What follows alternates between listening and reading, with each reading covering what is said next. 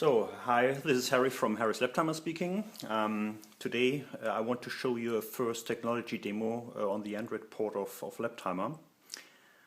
When looking into the demo, please keep in mind that although many things work already and look production ready, the overall migration actually is not.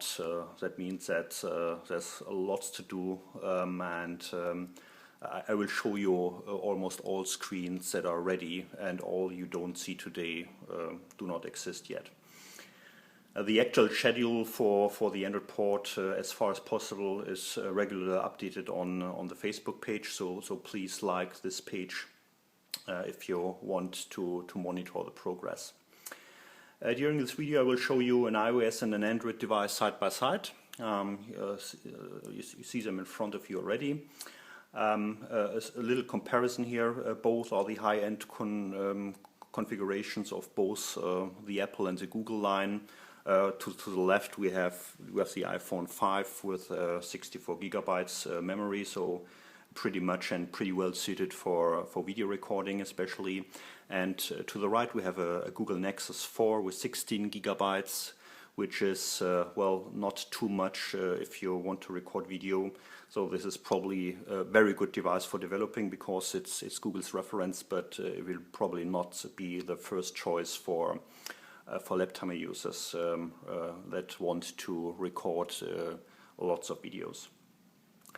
The price point of both devices is also pretty different. The iOS device here is around 650 euro here in Germany, and the Android, the Nexus 4, is 350 euros, so it's nearly double the price. Well, you feel that difference in price somewhat because on the one hand the screen is much brighter and contrast rich on the iPhone 5 side, at least for my perception, and the overall look and feel is certainly a lot more noble for high-end on the iPhone side. The Android is a very good phone, I think. I don't want to make it bad, but well, you at this point you feel a little bit about the price difference.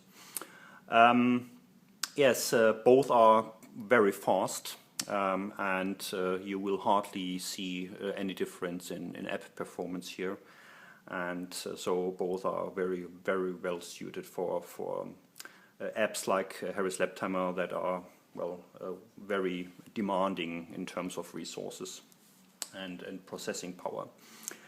Well, we start up the apps and first turn both devices to landscape. Just need to make sure that you can see it well here. Okay, we start both apps here, LapTimer and LapTimer. And we have to the right the rookie version here on the Android side, and a petrolhead here on iOS running. I just see I've not set both to English. This one is here in English and this one is in German, but I think that's well possible to understand nevertheless. Okay, so we agree to what LapTimer asks us for, and we land in both cases in the so-called assistant or guide view.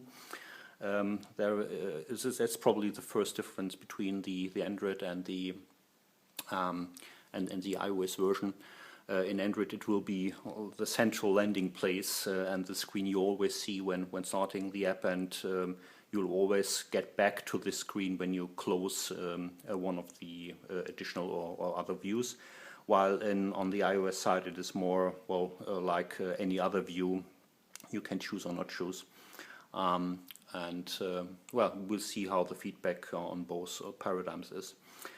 Yes, what do we want to do first? Well, first we go right into a timer view, which is available already here.